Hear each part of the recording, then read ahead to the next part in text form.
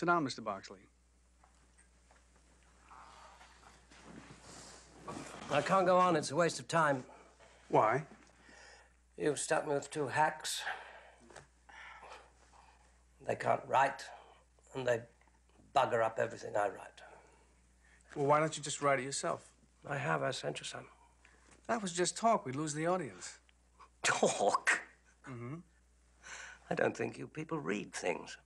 The men are dueling when this conversation takes place. At the end, one of them falls into a well and has to be hauled up in a bucket. Would you write that in a book of your own? Of course I wouldn't. I inherited this absurd situation. Let me ask you, do you ever go to the movies? Rarely. Because people are always dueling and falling down wells. And talking a load of rubbish. Listen, has your office got a stove in it that lights with a match? I think so. Suppose you're in your office. You've been fighting duels all day.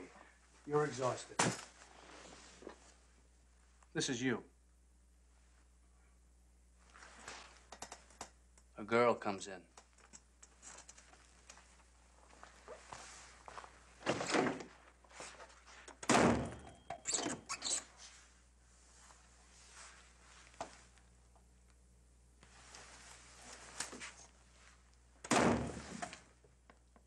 She doesn't see you.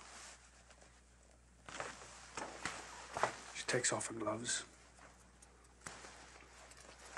She opens her purse. She dumps it out on the table. You watch her. This is you. Now, she has 2 dimes, a matchbox, and a nickel. She leaves the nickel on the table. She puts the 2 dimes back into her purse. She takes the gloves. They're black. Puts them into the stove. Lights a match. Suddenly, the telephone rings.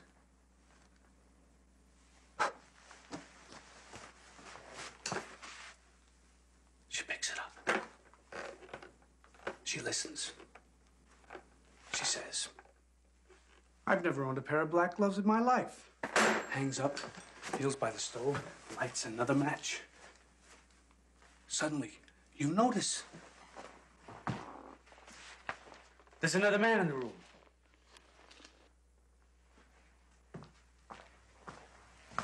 Watching every move the girl makes.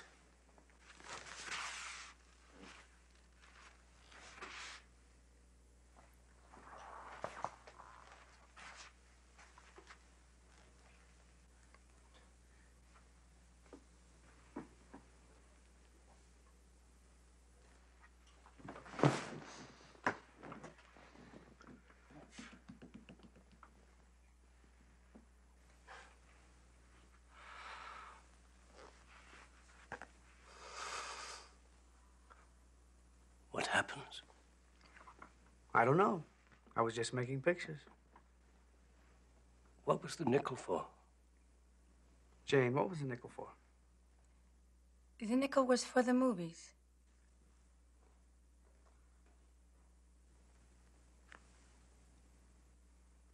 What do you pay me for?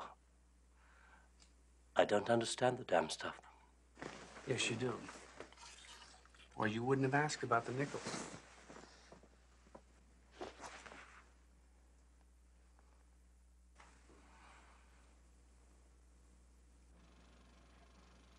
Well, Monroe's right.